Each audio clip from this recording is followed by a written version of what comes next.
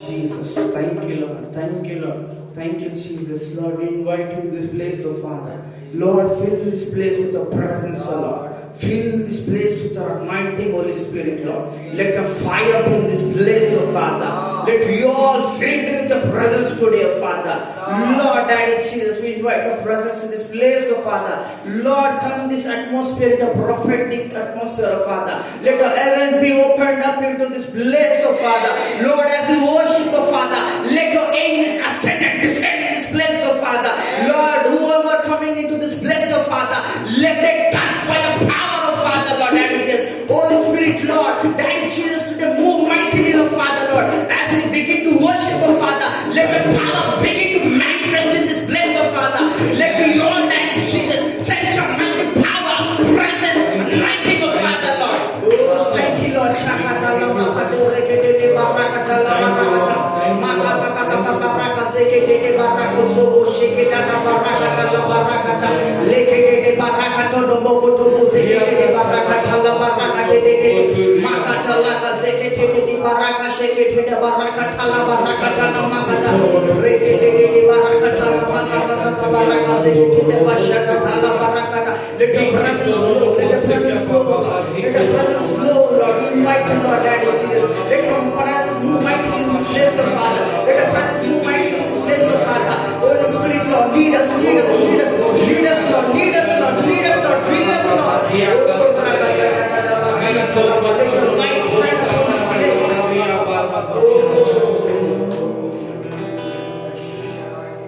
Shubhavela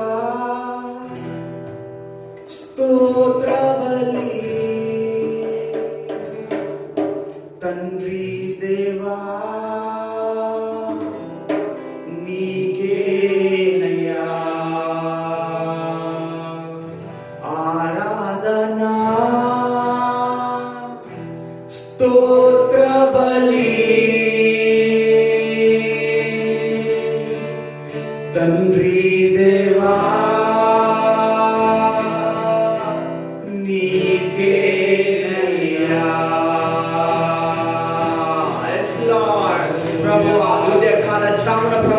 నీకే మా ఆరాధన, నీకే మా స్తుతులు, నీకే మా స్తోత్ర బలయ్య ప్రభువా. Thank you lord. శుభవేళ స్తోత్ర బలి తండ్రి దేవా నీకేనయ్యా ఆరాధన స్తోత్ర బలి తండ్రి దేవా నీకేనయ్యా శుభవేళ స్తోత్ర బలి తండ్రి దేవా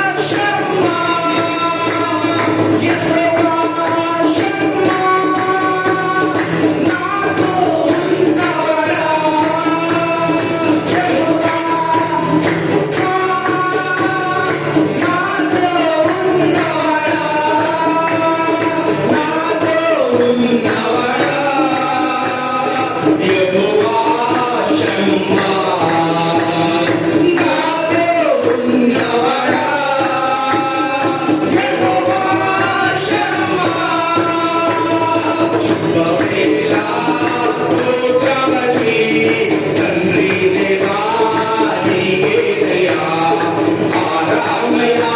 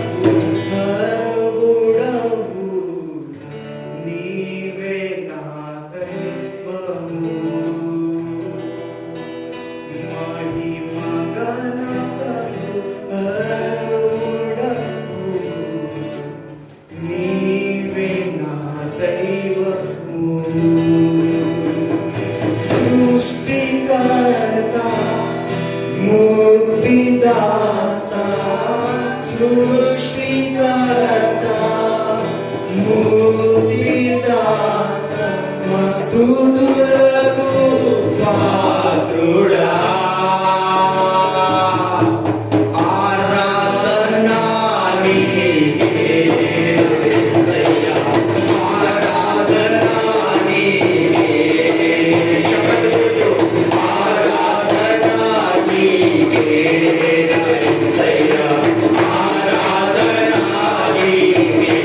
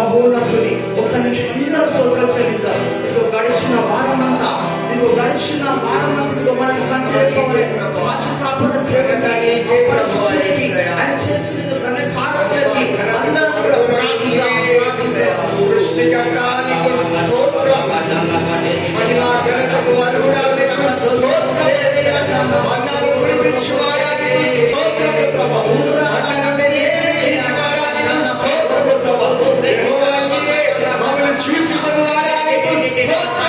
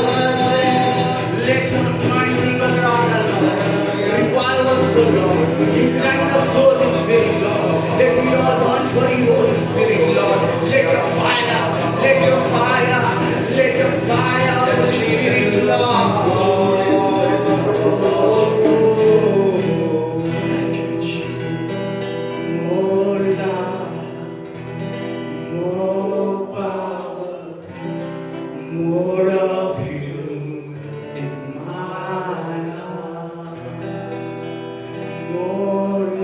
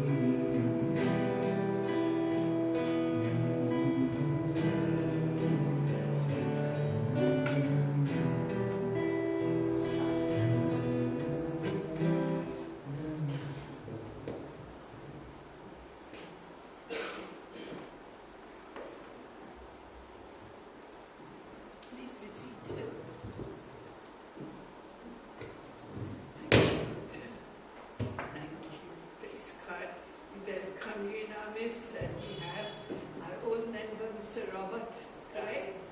Robert and Abraham is brother. Very happy to see you, Robert.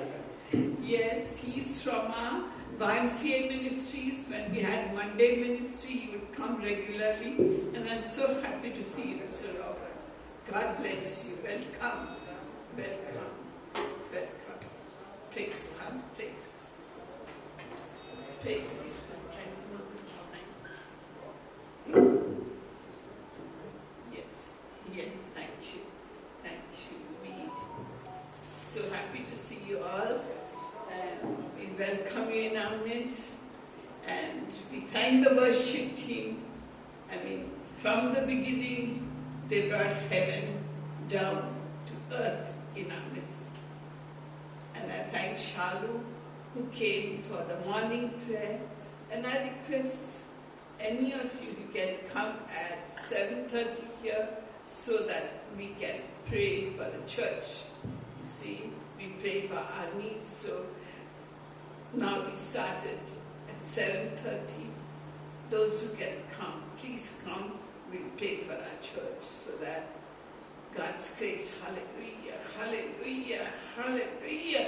Bahashokan saka, oka shahano antipa so, kashakan diaro antaha, oka shiataha. Hallelujah, hallelujah. My very beautiful children, Bahakurama, before you came here, I was waiting for you. నా ప్రియమైన బిడ్డలారా, అందమైన బిడ్డలారా, మీరందరినీ చూసి నేను ఎంతో సంతోషిస్తున్నాను. మీ కొరకు ఇక్కడ నేను వేచి ఉన్నాను మొదటి నుంచి. I was waiting for you already, waiting to be with my beloved church. ఇక్కడ ఉన్న ప్రతి వారితో కలవాలని నేను ముందు నుంచి యోచించి మరి ఎంతో ఆతురతో మీ కొరకు వేచి ఉన్నాను. For my grace is upon you, my blessings are upon నా you. కరుణ, నా కృప, నా ఆశీర్వాదములు మీ అందరిపైన కుమ్మరించున్నాను. And even as you have participated in worship, my spirit has come down amongst you. మీరు ఏ విధంగా నన్ను ఆరాధించుండగా నా ఆత్మ ఇక్కడికి దిగి వచ్చినది. And I'm anointing each one of you. ప్రతి వారిని కూడా నేను అభిషేకించున్నాను. And filling each one of you. మరి అందరినీ కూడా నేను పరిపూర్ణంగా వారిని నింపుతూ ఉన్నాను. My grace and mercy is upon you. నా కృప, నా మహిమ, నా కరుణ మీ పైన ఉన్నది. My love is upon you. నా ప్రేమ మీ పైన కుమ్మరించున్నాను. Be of good cheer. కాబట్టి అందరూ కూడా ఆనందించి In సంతోషించి Jesus' name. యేసు ప్రభువు నామమున Amen. Amen. Amen. Amen. Praise God.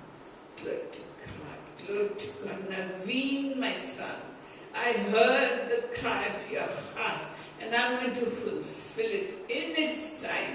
I'm going to fulfill it. నా ప్రియమైన బిడ్డ నవీన్, నువ్వు ఏ మొరపెట్టుచున్నాను నేను వింటూ ఉన్నాను. నీకు కావాల్సిన నేను త్వరగా సమకూర్చొని ఉన్నాను. I make everything beautiful in its time. నా సంఘంలో ప్రతిదాన్ని నేను నువ్వు ఆనందించేట్టు చేసి ఉన్నాను. My grace and mercy is upon you. నా కృప, నా మహిమ నీ పైన ఉన్నది. My blessings are upon you. నా ఆశీర్వాదం నీ పైన కుమ్మరించున్నాను. Pakashu and Siru Anto Santo Madata Shalu. నా ప్రియమైన బిడ్డ షాలు, I'm standing right beside you నీ పక్కనే నేను నిలబడి ఉన్నాను. and laying my hand of blessing on your head. నా ఆశీర్వాదమైన 6వ చేతి నీ తలపై నేను ఉంచుతున్నాను. I've seen your struggles, I've seen your tears, and I'm standing right beside you and laying both my hands upon your head and blessing you. నీ జీవితంలో నువ్వు ఏ విధంగా ఓడాడుతున్నావో, ఏ విధంగా బాధపడుతున్నావో అన్నిటిని గుర్తించినాను. కాబట్టి నీ పక్కనే నేను నిలబడి ఉన్నాను. Surely, my daughter, చెల్లి, నా కుమార్తె, surely things will work out for you. నీకు For the కావాల్సింది better. త్వరగా కానున్నవి. Things will work out for you for the better. ప్రతిదీ కూడా నీ మంచి కొరకే జరగనున్నది. I am the Lord, the God of all flesh, and there's nothing too difficult for me. నేను పూర్తి ప్రపంచమును సృష్టించిన కర్త కాబట్టి నాకు ఏది కూడా అసాధ్యం కాదు. My grace is coming down powerfully upon each person. ప్రతి వారిపైన కూడా నా ఆశీర్వాదము నా కృప నేను కుమ్మరించున్నాను. My grace is coming down powerfully upon నా you. కరుణ మీపైన నేను కుమ్మరించున్నాను. Just lift your hands and receive it. కాబట్టి మీరు చేతులు ఎత్తి నా ఆశీర్వాదాలను పొందండి. For my mercy is upon you. నా కరుణ మీపైన ఉన్నది. My love and kindness is upon you. నేను నా నా నా ప్రేమను ఆరాధన కరుణను మీపైన In కుమ్మరించున్నాను. Jesus' name. యేసు ప్రభువు నామమున అడుగుతున్నాను. ఆమేన్. Amen. Praise God, praise God, praise God. Glory to God. Abraham, I want you to know, Abraham, that you have got the name of the father of the nation. And like that, I'm going to bless you and lift you up for the glory of my name.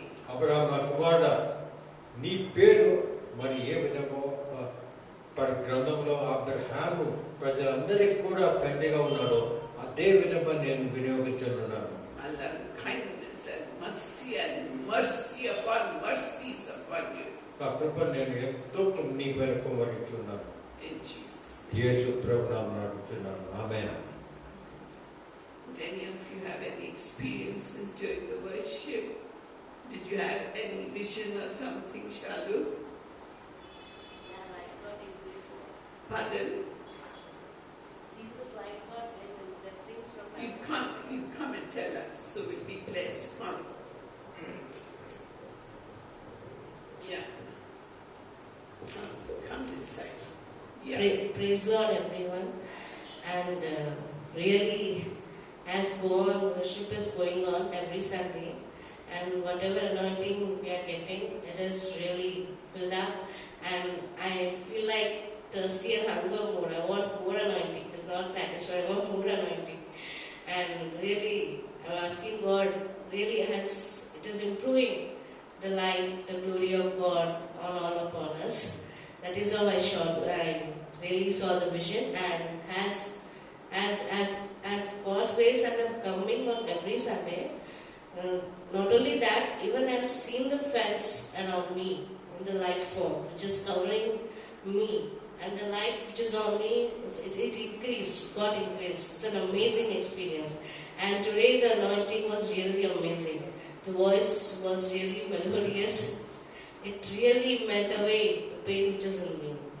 And this should be increased more and more, and I hope everyone should enjoy this. Thank you. All glory to Jesus. Amen. Thank you so much, Shalu. So, yeah, we are studying from the book of Romans, and we have reached chapter 13, I'm sorry. ఇంతవరకు మనం రోమా గ్రంథం గురించి అధ్యయనించుకుని ఇప్పుడు 13వ అధ్యాయం గురించి అధ్యయనించుతాం. So we have seen that we should obey the laws of the government because the government is established by whom? By God Himself. మరి ఇక్కడ మనకు ఆదేశం ఏం దొరుకుతుందంటే ప్రతి గవర్నమెంట్ మరి వస్తున్నదో వారిచిన ఆజ్ఞల ప్రకారము మనం నడవాలి అని ఈ వాక్యం మనకు తెలుపుతున్నది. And the authorities over us, they are God's servant put there for our benefit, and they are answerable ultimately to God. మరి వారికి వచ్చిన అధికారం మన పైన అధికారులందరికీ కూడా ఆ అధికారం దేవుని నుంచే వచ్చినది కాబట్టి వారు అధికారం దేవుని పక్క నుంచి మన పైన వినియోగించున్నారు. And in Romans 13:6 we find that authorities are God's servant who give their full time for governing. ఎందుకంటే రోమేలు గ్రంథము 13వ అధ్యాయము 6వ వచనం ఈ విధంగా మనకు తెలుపుతున్నది.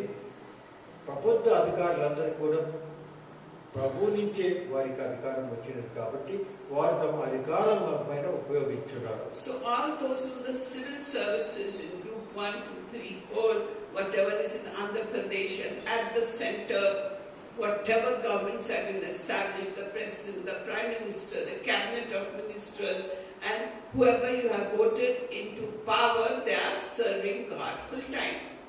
మరి ఈ అధికారులందరూ కూడా కావచ్చు మన ఐఏఎస్ ఐపీఎస్ కానీ మరి వేరే విధమైన ఉద్యోగులు కానీ స్టేట్ గవర్నమెంట్లో ఉన్నవారు కానీ సెంట్రల్ గవర్నమెంట్లో ఉన్నవారు అధికారులందరూ ప్రెసిడెంట్ మరి ప్రైమ్ మినిస్టర్ వీరందరూ కూడా కొంతమందిని మనల్ని ఎన్నుకున్నాము కూడా వారందరూ కూడా మరి దేవుని ద్వారా మన పైన అధికారం చెల్లించున్నారు. Judiciary, the defense forces, the military, the police forces, paramilitary, coast guards and legislation, all these people are paid to do their job and they are God's servants. మరి మీరు చూసినట్లయితే పారామిలిటరీ ఫోర్సెస్ కానీ ఆర్మీ కానీ air force కానీ వేరే విధమైన ఏమైనా అధికారులు ఉన్నారో వారందరికీ కూడా దేవుని ద్వారా వారికి అధికారం చెందినది. వారందరూ కూడా కాబట్టి మన పైన అధికారం చెల్లించగలరు. And Titus chapter 3 verse 1 says, మరి టైటస్ గ్రంథము 3వ అధ్యాయము 1వ వచనం ఈ విధంగా he తెలుపుతున్నది. says, remind the people to be subject to the rulers and authorities. కాబట్టి ప్రతి వారికి కూడా ఈ విషయం మరి తెలియాలి. ఎందుకంటే వారందరూ కూడా దేవుని కింద ఉన్న వారిపైనే అధికారం వచ్చిన వారి కిందే పనిచేస్తున్నారు. So the people are supposed to be obedient and do what the authorities say. అదేవిధంగా అథారిటీస్ అంటే మన పైన అధికారం ఉన్న వారు ఏమి చెప్తారో దాని ప్రకారమే మనం నడవాలి జీవితం. And we as people, Hebrews 13 and verse 17 says, హెబ్రోను గ్రంథము 13వ అధ్యాయం 17వ వచనం ఈ విధంగా లేఖనం చెప్తున్నది. it says we must have confidence in our leaders and must submit ourselves to the authorities. కాబట్టి మన పైన అధికారం చేయు వారిపైన మనం ఎల్లప్పుడూ నమ్మకం ఉండాలి. వారు చేస్తున్నది ప్రభు ఆ దేవుని వద్ద వచ్చిన అధికారం ద్వారానే మరి పైన వారు పరిపాలన They are in charge over చేస్తున్నారు. us and they are responsible to God.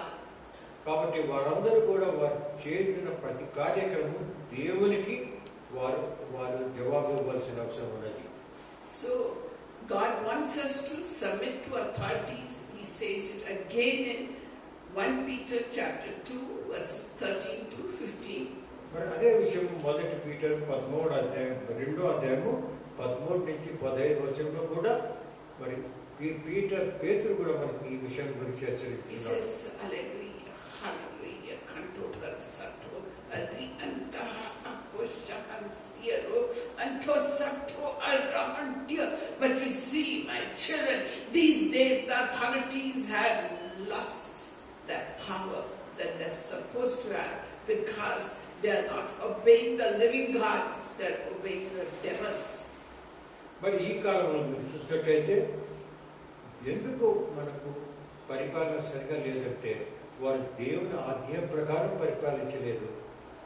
వారి ఇష్ట ప్రకారం పరిపాలిస్తున్నారు. కాబట్టి ఎన్నో అవకతవకలు మన ప్రభుత్వంలో చూస్తున్నాము. And as you have discussed it last time, that every country has got a demon power ruling over it. మరి మనం ముందుగా ఈ విషయం కూడా మనం మాట్లాడింటివి.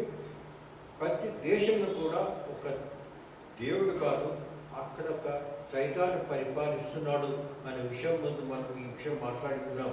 So you beloved my children, what are you supposed to do in such a situation? మరి అటువంటి సందర్భంలో మనం ఏం చేయాలి అని మనం ప్రశ్నించుకోవాలి. Remember, I have told you, my children, that every authority has been established by the living God. మరి జీవించు ప్రభు ద్వారానే ప్రతి వారికి అధికారం వచ్చిన విషయమని మనం తెలుసుకున్నాము. And the living God is in charge. And He is over every principality, power, and demons that are ruling the nations. మరి ఎక్కడెక్కడ ఈ విధంగా సాతాను ద్వారా శక్తుల ద్వారా ప్రభుత్వం పరిపాలన జరుగుతున్నదో అక్కడ అంతటా కూడా జీవించు దేవుడు వారికి సరైన విధానంలో చేయగలడు. You give to everyone what is due to them. ఎవరికి ఏమి ఇవ్వాలనో అది మీరు ఇవ్వవలసిన అవసరం ఉన్నది. Give to everybody what you owe them. ఎవరికి ఏమి ఇవ్వాలి అనే పన్నులు కానీ ఏం కానీ మీరు ఇవ్వాల్సింది అది అవసరమే. In Romans chapter 13 verse 7 it says, రోమీయుల గ్రంథము 13వ అధ్యాయం 7వ వచనం ఈ విధంగా తెలుపుతున్నది. give to everybody what you owe them. ప్రతి వారు కూడా మరి తమ ట్యాక్సెస్ అంటే పన్నులు చెల్లించవలెను. If you owe taxes, pay your taxes. ఒకవేళ మీరు ట్యాక్స్ ఇవ్వాలంటే అది ఆ ట్యాక్స్ ఇవ్వాల్సి ఆ పన్ను ఇవ్వాల్సిన అవసరం ఉన్నది. If you have to pay revenue, then pay the revenue. అదేవిధంగా మీరు సుంకం కూడా చెల్లించాలంటే ఆ సుంకాలు కూడా చెల్లించవలసిన అవసరం Give ఉంది. honor to those who honor is due. కాబట్టి ఈ విధంగా చేయవలన మీరు దేవుణ్ణి మరి ఆరాధిస్తున్నారు. And give respect to those whom respect is due. అదేవిధంగా అధికారులకు అందరికీ ఎవరికి మనము మరి వారికి రెస్పెక్ట్ ఇవ్వాలో వారికి రెస్పెక్ట్ ఇవ్వాల్సిన అవసరం ఉన్నది. So certain Pharisees came to Jesus and they wanted to catch him and trick him. మరి కొంతమంది పరిచయాలు ఆ కాలంలో యేసు ప్రభు వచ్చినారు. వారు ఎందుకు వచ్చినారంటే యేసు ప్రభు చిక్కుల్లో పెట్టి పట్టుకోవాలనుకున్నారు. So they asked Jesus, shall we pay the taxes to the government? అప్పుడు వారు యేసు ప్రభువును ఉద్దేశించి ఈ విధంగా అన్నారు, యేసు మేము మరి ట్యాక్సెస్ పన్నులు మరి ప్రభుత్వానికి ఇవ్వాలా లేదా అని అడిగినారు. And Jesus knew they were tricking him. So what did he say? He gave to Caesar what is due to Caesar and to God what is due to God. మరి యేసు ప్రభు దేవుడు వీరు నన్ను ఒక విధంగా చిక్కులో పెట్టాలనుకుంటున్నారు అనుకొని యేసు ప్రభు ఈ విధంగా ఆయన వారికి జవాబిచ్చారు. మరి సీజర్కి ఇవ్వాల్సింది సీజర్కి ఇవ్వండి, మరి దేవునికి ఇవ్వాల్సింది దేవునికి ఇవ్వన్నారు. And he wanted to prove that he does what he says.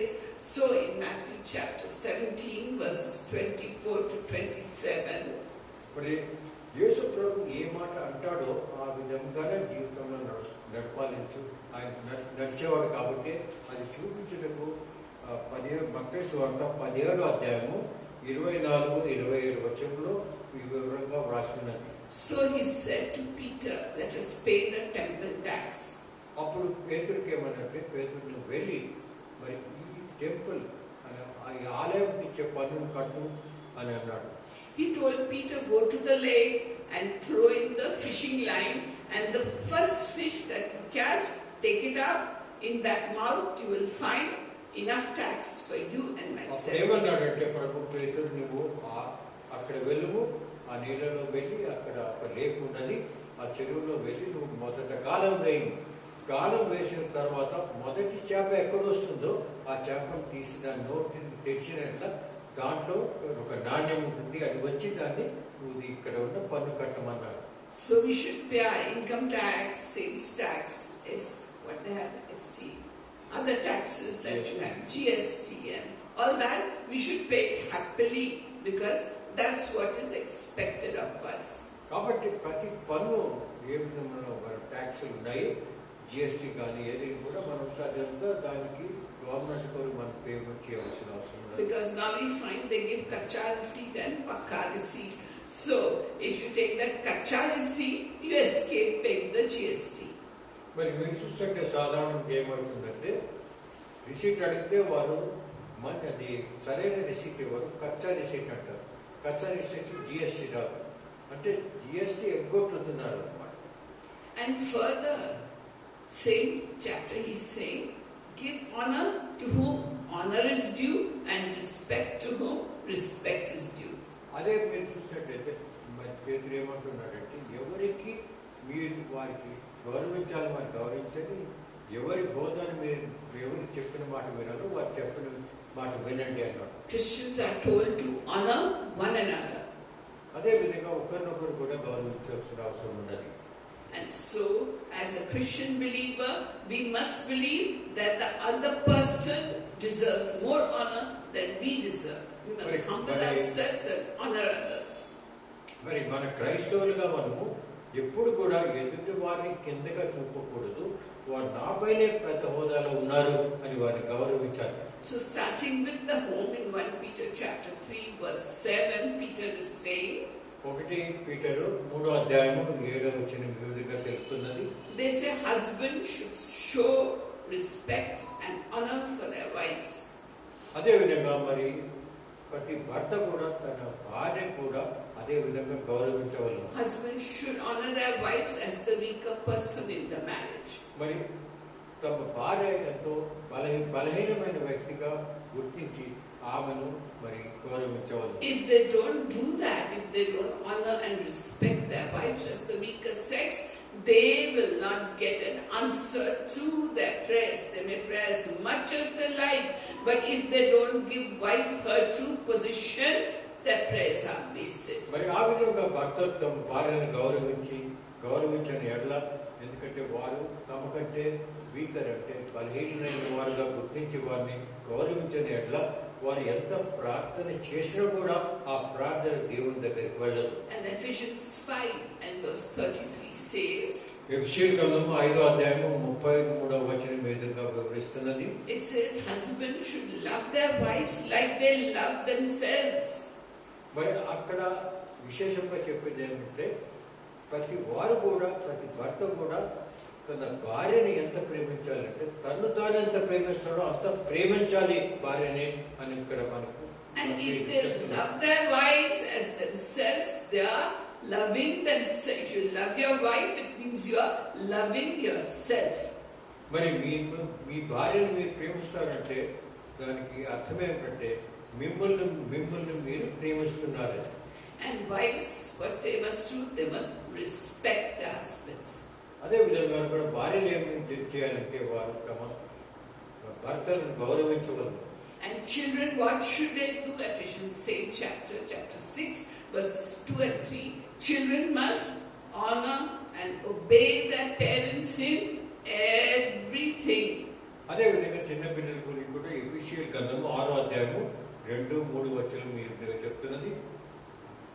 చిన్న బిడ్డలు మరి పిల్లలు కూడా తమ తల్లిదండ్రులను ఎప్పుడు గౌరవించాలి.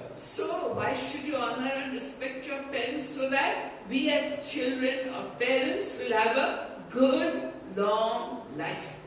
మరి ఆ విధంగా ఎందుకు చేయాలంటే మనము మన తల్లిదండ్రులను ప్రేమించి వారి గౌరవించినట్ల మనకెంతో జీవిత కాలం ఎంతో పెరుగుతుంది. So as a teenager, I did not honor my parents because my father, he'll do everything to irritate me all the time. Everything to irritate me, and I'd reply him back. In those days, we never knew what the Bible says because the church where I went did not teach and did not encourage us to read the Bible. మరి నా జీవితంలో కూడా జరిగిన సంఘటన నేను చెప్తున్నాను. నేను టీనేజర్గా ఉన్నప్పుడు మా తండ్రిని నేను ఎప్పుడు గౌరవించేవాడు దాన్ని కాదు, ఎందుకంటే ఆయన ఎప్పుడు ఏదో ఒక విధంగా సతాయించేవాడు. But later on, when we turned to the Lord and knew we started studying the Bible, I repented with my whole heart and cried out to God, asked forgiveness of my parents and asked forgiveness of God. And lo and behold, God told me through Proverbs 3 that because I turned to Him, He has lengthened my lifespan.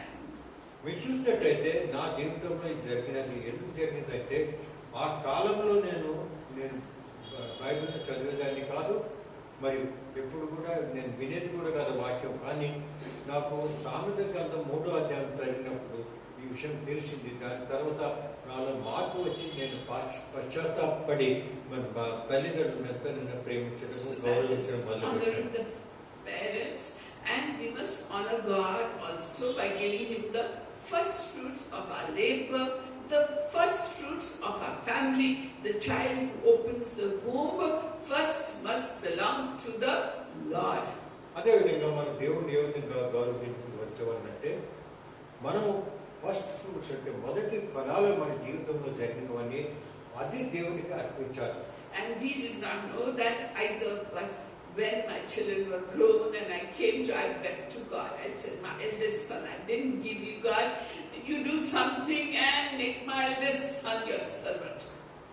మరి నా జీవితంలో జరగలేదు, ఎందుకంటే మా పెద్ద కుమారుడు పుట్టినప్పుడు మేము ఇప్పుడు అనుకోలేదు దేవునికి అర్పించాలని. And lo and behold, he's here amongst you. He has got a burden for the missions and he goes for ministry to Madhya Pradesh, Gwalior, Bhopal. He goes and does ministry that God put in his heart. I didn't tell him. God only put in his heart because I wept and repented before God. Lord, I did not know. Nobody told us. We never read the Bible. So you may be in that same situation. Don't give up. You cry to the Lord. Lord, even now I have no control over my grown-up son, no control over my grown-up daughter, but I'm giving them to you, Lord. You change them and make them mission-minded that they serve you. నేను ఆ విధంగా చేయలేదు. కానీ ఇప్పుడు చూసినట్టయితే మా పెద్ద కుమారుడు ఇప్పుడు వచ్చి కూర్చున్నాడు ఇక్కడ చర్చిలో. మరి అతన్ని కూడా మేము ఎప్పుడు దేవుడికి అర్పించలేదు. కానీ దేవుడే తాను అతని కొరకు అతన్ని ఏర్పరచుకొని ఇప్పుడు ఇక్కడ పరిచయం చేస్తున్నాడు నార్త్ ఇండియాలో గ్వాలియర్ ఇటువంటి ప్రదేశాలు. And Christian servants, if you are working for a Christian or even for any other religion, you are supposed to honor your master. అదేవిధంగా మీరు ఎక్కడ పనిచేస్తున్నా కూడా మీ పైన అధికారంలో ఉన్న వారిని ఎప్పుడు కూడా మీరు వారిని ఆదరించి గౌరవించాలి. And you have to work for the person as though you are working for Christ. ఎందుకంటే మీరు చేసే ప్రతి కార్యం కూడా ఒక విషయం గుర్తించుకోనా, మీరు మీ యజమాని కొరకు చేయడం లేదు, కానీ మీరు దేవుని కొరకు చేస్తున్నాము, యేసు ప్రభు కొరకు చేస్తున్నాము అని మీరు హృదయంలో ఉండవలను. We find an example of that in Exodus chapter 18. మరి మీరు చూసినట్టే నిర్గమకాండంలో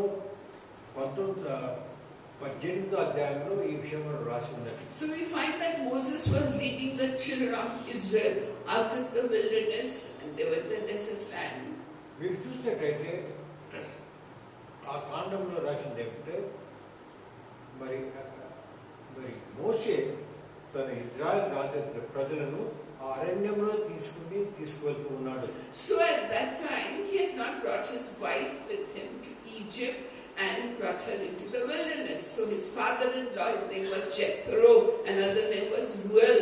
He took his wife Zipporah and their children, and Moses heard that he's coming into the wilderness with his wife and children, and Moses was so excited, he went half the way running trying to find his father-in-law, and when he found his father-in-law, he fell at his feet and honored him.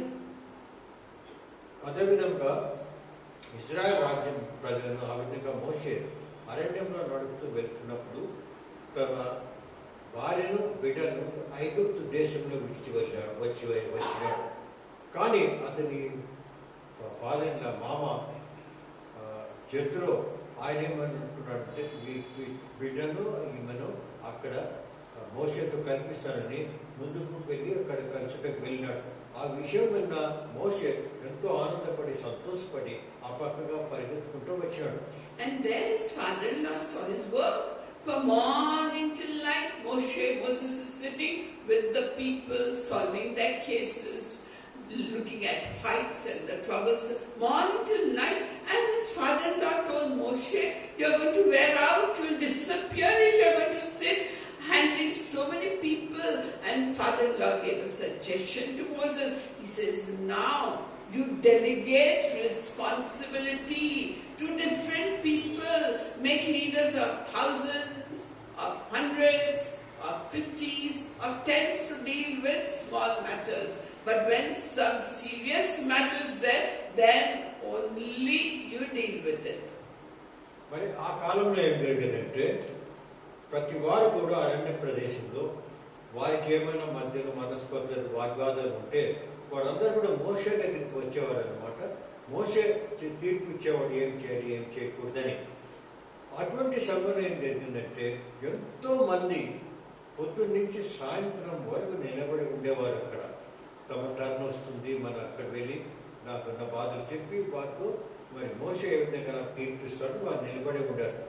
అది చూసిన ఆయన మామ మోషే మామ జత్రో ఏమన్నాడంటే, ఈ విధంగా నువ్వు పనిచేయలేవు, పొద్దున్న నుంచి సాయంత్రం వరకు నువ్వు ఇక్కడే కూర్చొని వీళ్ళకి తీర్పిస్తే బాగుంటుందని ఆయనకు ఆదేశించాడు. ఏమన్నాడంటే, ఇక్కడ లీడర్ చేయి 100 మందికి 1000 మందికి 10,000 మందికి ఈ విధంగా నువ్వు చేసి అక్కడ వారికి ఏమైనా తగాదాలు ఉంటే అక్కడ వచ్చి వారితో ముందు చర్చ చేసుకోమని చెప్పండి. అది కాకపోతే ఏదైనా చాలా ఇంపార్టెంట్ నన్ను నీ దగ్గరికి తెచ్చేటట్టు చేయమని ఆయనకు ఒక అడ్వైజ్ ఇచ్చాడు. So this is how Moses honored his father-in-law, by listening to him, and from that the multinational get what? Division of labor and delegation of responsibility. What you see today happening in the secular world is all got from advice of Jethro, Moses' father-in-law. మరి ఆది కాలం ఆ విధంగా జత్రో తన మామను మోషే తన మామని జత్రోను గౌరవించి ఆయన ఇచ్చిన సలహా ప్రకారం చేసిన ఆ కార్యాలు ఒకరికొకరి విభజన చేసి వేరే వారికి రెస్పాన్సిబిలిటీస్ ఇచ్చి వారితో పని చేయించే విధానం ఆ కాలంలో వచ్చింది. ఇప్పుడు కూడా మనం అది చూస్తూ ఉన్నాం. And in the Bible we find an example of a daughter-in-law honoring her mother-in-law. Now can you guess who that is? మరి మీరు చూసినట్లయితే బైబిల్ గ్రంథంలో కూడా ఒక అత్తను తమ కోడలు ఏ విధంగా గౌరవించింది అని కథనం ఉన్నది. ఎవరైనా చెప్పగలరా ఎక్కడ ఉన్నది? Today daughters-in-law, I don't know how far. If they are godly, they will honor their mother and father-in-law. But if they are not, you see, you can talk to people and get different stories of what they face with their daughter-in-law. మీరు చూసినట్లయితే ఈ కాలంలో మనకందరికీ తెలుస్తుంది. మరి అత్త కోడళ్ళ మధ్య ఏ విధంగా వారి జీవితాలు ఉంటాయి, ఏ విధంగా వారు జీవిస్తారు అనే విషయాన్ని తెలిసిన విషయమే. ఎవరినైనా అడిగినా కూడా వేరే వేరే కథనాలు మనం వింటూ ఉంటాం. And therefore good blessings don't come upon those families because they are not honoring their in-laws. ఎందుకంటే వారు ఈ విధంగా చేయగలరు, కానీ దేవుని ఆశీర్వాదం వారికి పరిపూర్ణంగా రాదు. ఎందుకంటే వారు దేవుని ఆజ్ఞ ప్రకారం తమ అత్తమామలను గౌరవించడం లేదు. So Ruth was a daughter-in-law who followed her mother to a strange land and came to Bethlehem with her. She wouldn't leave her mother-in-law. She says, your God shall be my God. Your people shall be my people. Where you go, I will go. And with you, I will bear the burden. I'm never going to leave you.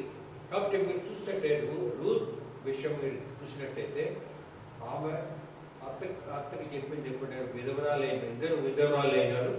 అప్పుడు చెప్తుంది, నువ్వు ఎక్కడ పోతే నేను అక్కడే వస్తాను, నువ్వు ఎవరిని ఆరాధిస్తే నేను అక్కడే ఆరాధిస్తాను, నువ్వు నీ ప్రజలు నా ప్రజలు అని వచ్చి ఆమె వెంబడించి యెరూషలేము వచ్చినట్టుగా మనం చూస్తున్నాం. Ruth told her mother-in-law, Naomi, never will I be parted from you. I'm going to live with you all my life. అప్పుడు ఏమన్నదంటే నేను ఎప్పుడు కూడా నీతోనే ఉంటాను అన్నది. And when they came to Bethlehem, she worked in the fields morning till evening and gathered the grapes and fed her mother-in-law.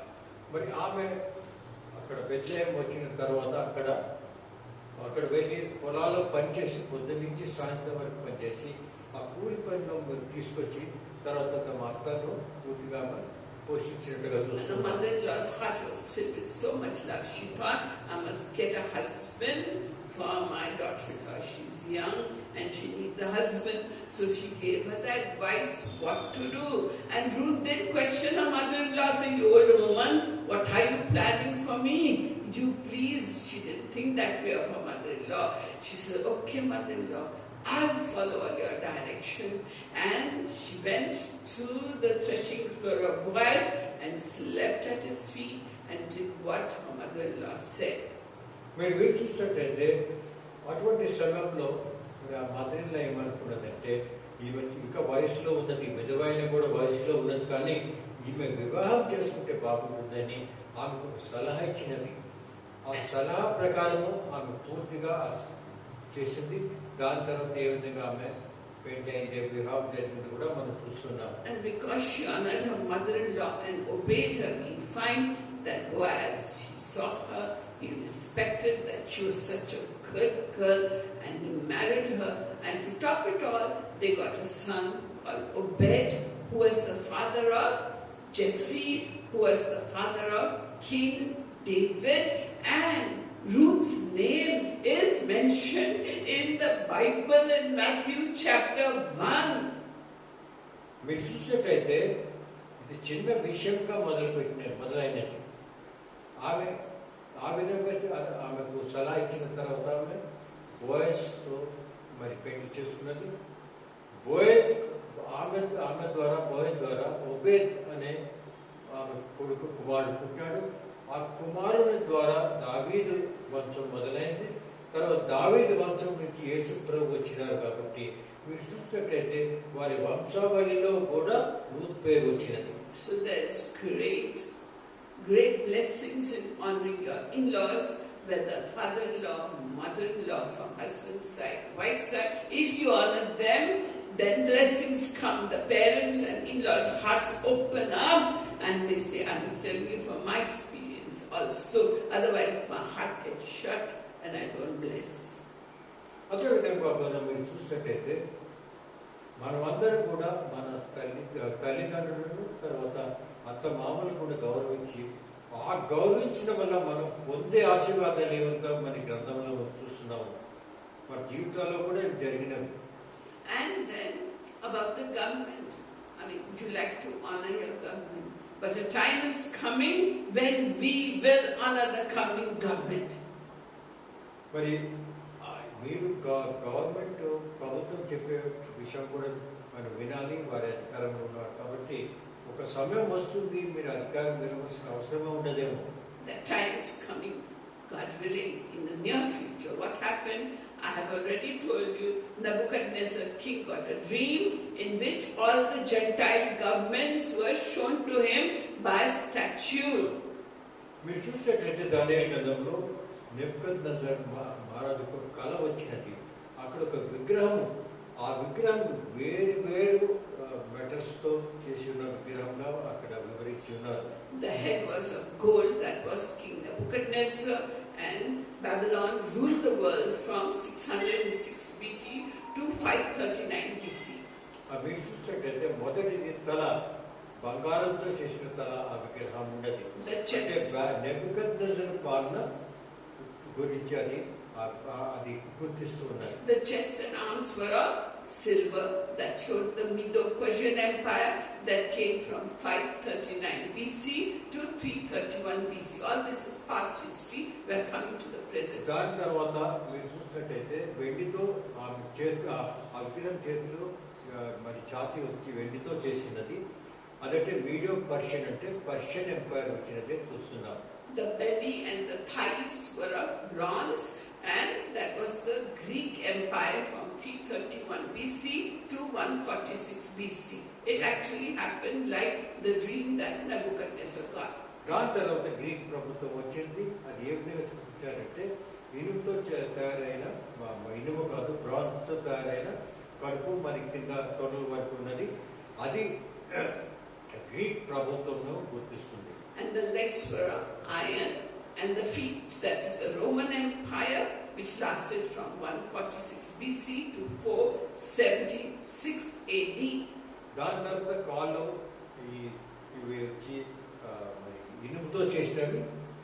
అది Greek మరి Roman గవర్నమెంట్ను చూపిస్తున్నారు. And the feet and the toes were made of mixed iron and clay. That is a brittle government, that is a powerful government, but which breaks suddenly, and that is the democratic government of today. మరి మీరు చూస్తే ఆ పాదములు, ఆ విగ్రహం పాదములు వచ్చి ఇనుము మట్టితో చేసినవి. ఇనుము మట్టి కలవ కాబట్టి అది బ్రిటిల్ అంటారు. అంటే ఎప్పుడు కూడా ఎప్పుడైనా విరిగిపోగలదు. అది ఏమంటే ఇప్పుడు స్వతంత్రంగా డెమోక్రాటిక్ గవర్నమెంట్స్ ఉన్న వాటిని గుర్తిస్తున్నది. And the toes were 10 toes. That brings us to modern times. Who are these 10 rulers that is bringing us into modern times? మరి చూసినట్టు 10 వాటికి టోస్ ఉన్నాయి. అది ఏ 10 మంది అంటే 10 గవర్నమెంట్స్ అని మనం గమనించాలి. అవి ఏ governments. So out of the Roman Empire will be revived. Out of that will come 10 rulers. అది 10 పరిపాలకులను సూచించున్నది. Today we find that the United Nations is the most powerful international body, and it has what is called Security Council, which rules the world, and that Security Council is made up of 5 permanent members. మీరు చూసేటైతే United నేషన్లో కూడా 10 మంది సభ్యులు ఉన్నారు. 5 మంది సభ్యులు ఉన్నారు. దాంట్లో ముఖ్యంగా మీరు చూసినట్లయితే అమెరికా ఉన్నది. మరి పూర్తి ప్రపంచంలో అతి బలవంతమైన దేశం అది. And the members are what?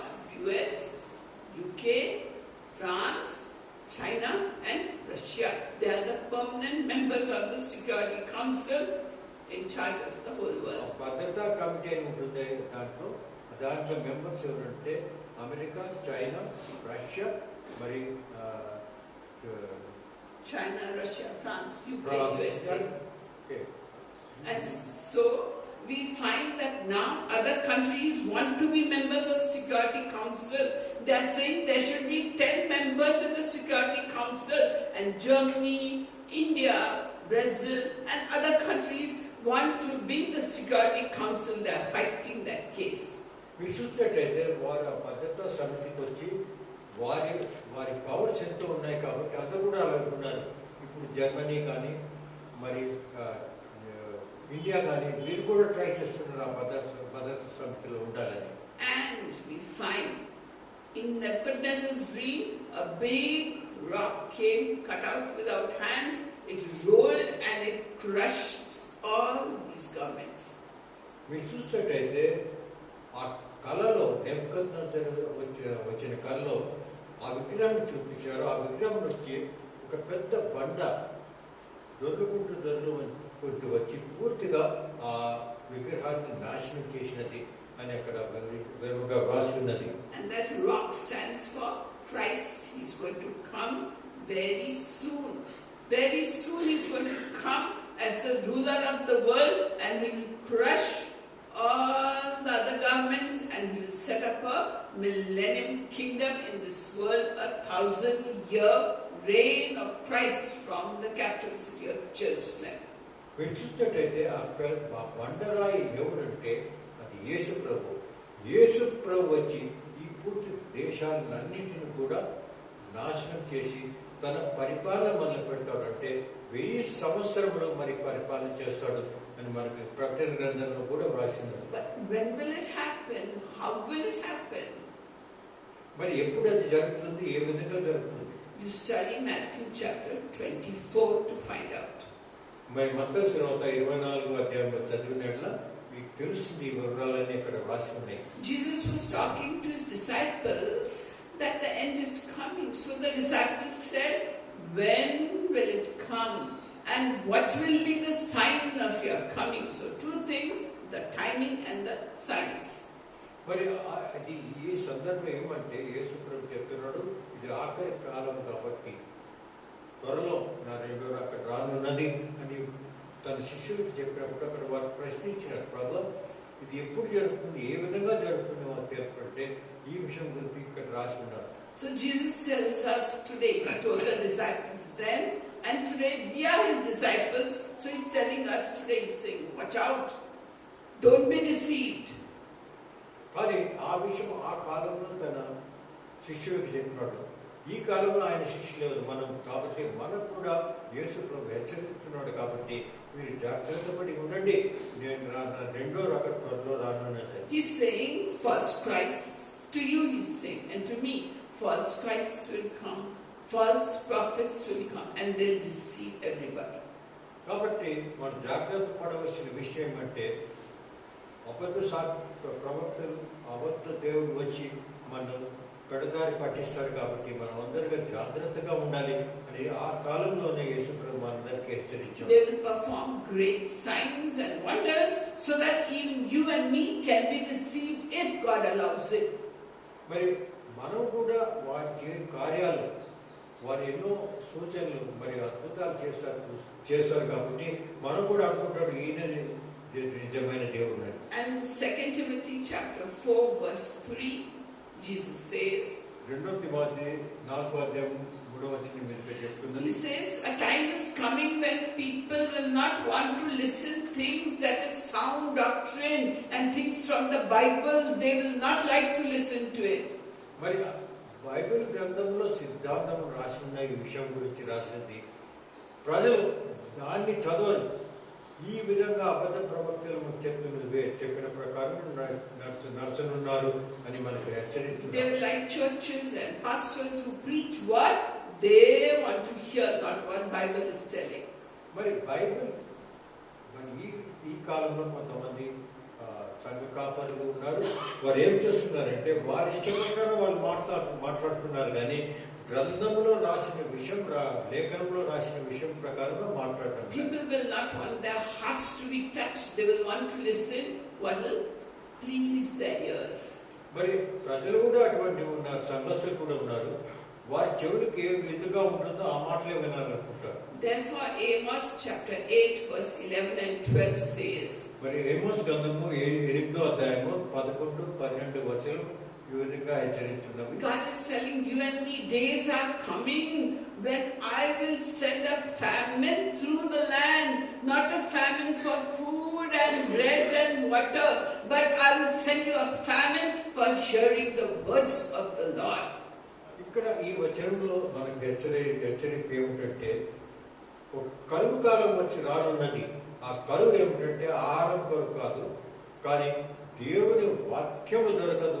అటువంటి కరువు మనలో వస్తుంది అని ఇక్కడ మనకు People హెచ్చరించిన will go from sea to sea, stagger from here to there, go from north to south, east and west to hear the words of God, but they will not find it. అప్పుడు ఆ ప్రజలు అటువంటి సమయంలో ఉత్తర నుంచి దక్షిణం 4 దిశల్లో కూడా పరిగెత్తి వెళ్తూ ఉంటారు. ఎక్కడ నాకు దేవుని వాక్యం నేను వినపడను అని. And that is what we should beware of false prophets, false Christ. Some people run after prophets. They run after prophets. What will my future be? And to me, I shouldn't say, but it appears not correct, because God is revealing every prophecy to you in the Bible, and for our personal self, if God wants to reveal, He'll reveal. But you are not to run after prophets. From Africa they come, charge 3,000 rupees for the whole day prophet. All that is bunkam, because they're after money, they're not after words of God. ఎందుకంటే ఈ కాలంలో ఈ ప్రవక్తలు అనేవారు, మరి దేవుని పరిచారకులు అనేవారు, వారు ధనము కొరకు డబ్బు కొరకు పనిచేస్తున్నారు. కాబట్టి అటువంటి వారి వెనకపడి మనకు దేవుని వాక్యం మనకు తెలుస్తుంది అనే విషయం వచ్చి వ్యర్థమైనది. కాబట్టి మనం ఎప్పుడు కూడా దేవుని వాక్యం పైన ఆధారపడాలి. దేవుని వాక్యం ద్వారా, దాని ద్వారా మనకు నిజము ఏమో మనకు తెలుస్తుంది. And continuing with this, Jesus is telling us in Matthew chapter 24 that there will be wars and rumors of wars, and nation will rise up against nation. Now, in the Bible, in the news, what they're saying, Third World War started. మరి మీరు చూసినట్టయితే 24వ అధ్యాయం దీని తర్వాత కూడా మరి ప్రభు హెచ్చరించింది ఏమంటే, పూర్తి ప్రపంచంలో ఎక్కడ చూసినా యుద్ధాలు జరుగుతుంది, యుద్ధాలు జరగనున్నవి అనే రూమర్స్ కూడా వస్తుంటాయి. ఈ కాలంలో మీరు చూసినట్టయితే ఇప్పుడు మనం వింటూ ఉన్న 3వ ప్రపంచ యుద్ధం రానున్నది. So this gives us a feeling that Jesus is coming in our lifetime only. In ours also, we are so old, but we are feeling it's coming in our lifetime. దీని అన్ని సూచనలన్నీ మనకు దాని ద్వారా తెలిసిందేమంటే త్వరలో దేవుని యేసు ప్రభు రెండో రాకడ ఉన్నది. And there will be earthquakes and tsunamis. So many earthquakes never happened in the history of the world like it's happening now. Volcanoes and earthquakes and tsunamis. All these things were not there, but today it's so intense. మరి చూసినట్టయితే భూకంపాలు, సునామీలు అనేవి ఎన్నో వస్తున్నాయి. పూర్తి ప్రపంచంలో ఎప్పుడు జరగండి, ఈ కాలంలో జరుగుతున్నది. అంత త్వరగా ఒకటి జరుగుతుందంటే ఇది ఏది సూచిస్తుందంటే దేవుని యేసు ప్రభు రెండో రాకను సూచిస్తుంది. And Luke 21 talks about there will be pestilences. What is pestilence? They are diseases that can't be cured with medicines. మరి పెస్టిలెన్స్ అంటే మహమ్మారిలు వస్తూ ఉంటాయి. మహమ్మారి అంటే దానికి ఏమి మందులు ఉండవు, ట్రీట్మెంట్ ఉండదు. So we had a bird flu, swine flu, and what happened recently? The COVID-19. People were dying, aeroplanes were shut down in great numbers. So it's narrowing down to our times. That's what I want to tell you. మీరు చూసేటంటే మరి ఇప్పుడే 2-3 సంవత్సరాల ముందు Covid వచ్చింది, ఎంతమంది చనిపోయినారు.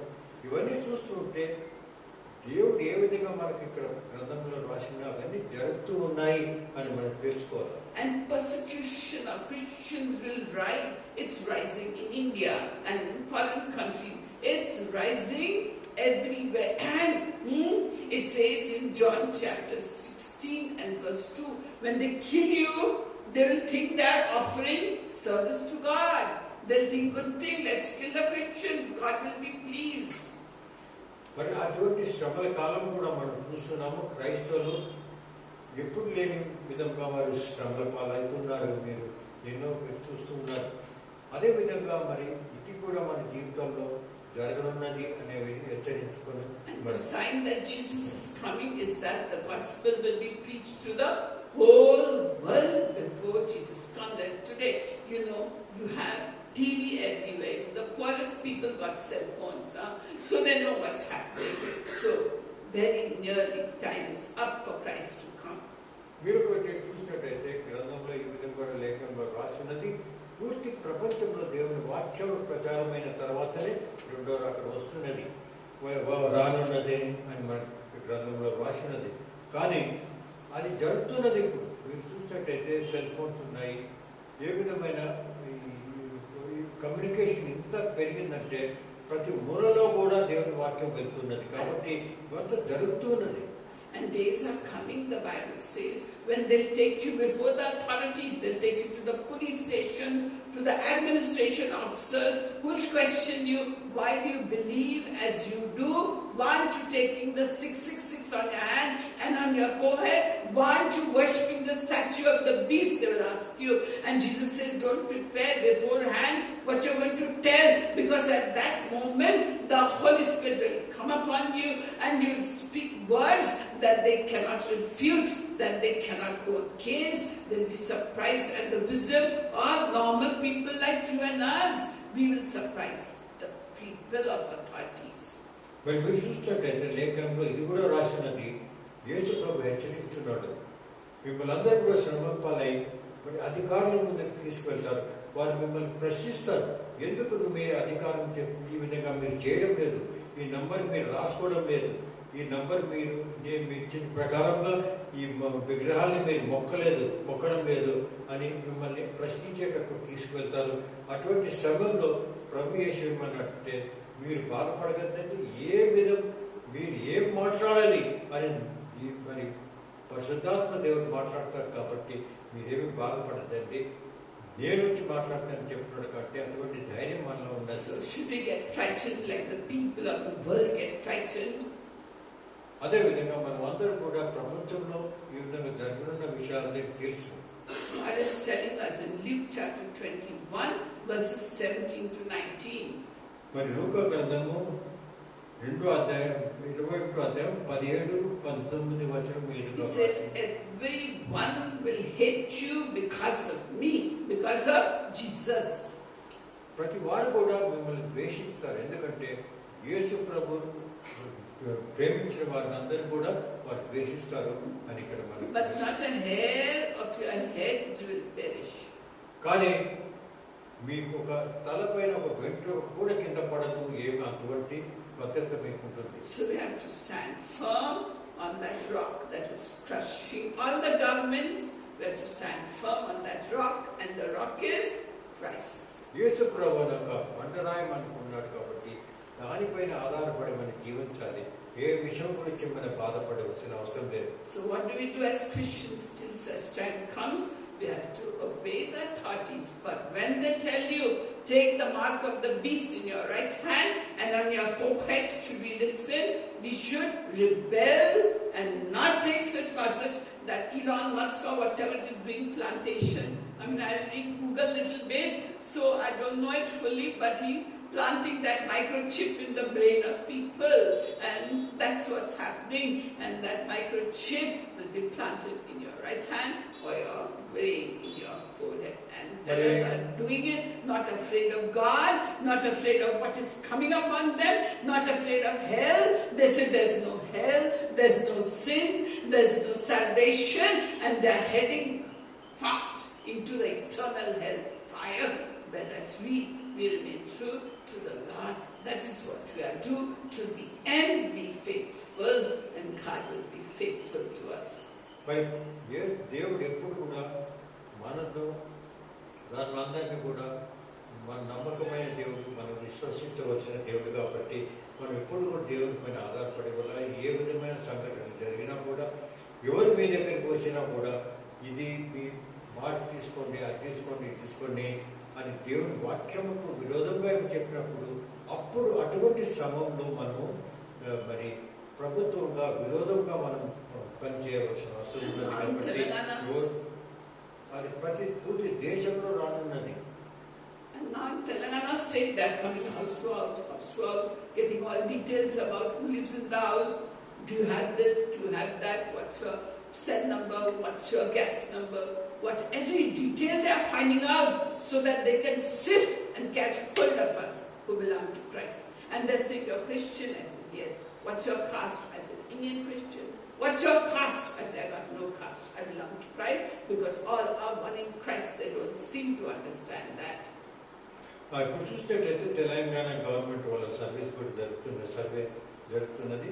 వారు ఎన్నో ప్రశ్నలు అడుగుతున్నారు, 100 పైన ఎక్కువ ప్రశ్నలు అడుగుతుంటారు. మీ కాస్ట్ ఏమిటి, మీరెవరు, ఏమైనా మీ సెల్ నెంబర్ ఏమిటి అని అడుగుతున్నారు అనమాట. అది ఎందుకు చేస్తున్నారంటే వాళ్ళు కనుక్కోవాలనుకున్నారేమో ఎవరెవరు క్రైస్తవులు ఎక్కడెక్కడ ఉన్నారు అని.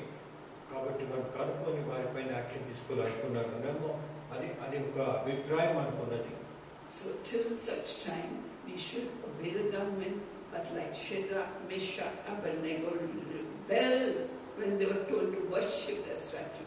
We as believers should rebel when things that are against the Bible are done. So let us thank God that we belong to Christ, that we are a safe people, a holy nation, a people of God's own calling, priests unto God. That's what you are. That's what we are. In కాబట్టి Jesus' name. మనమందరూ కూడా ఈ విషయం మనకు తెలిసినదే.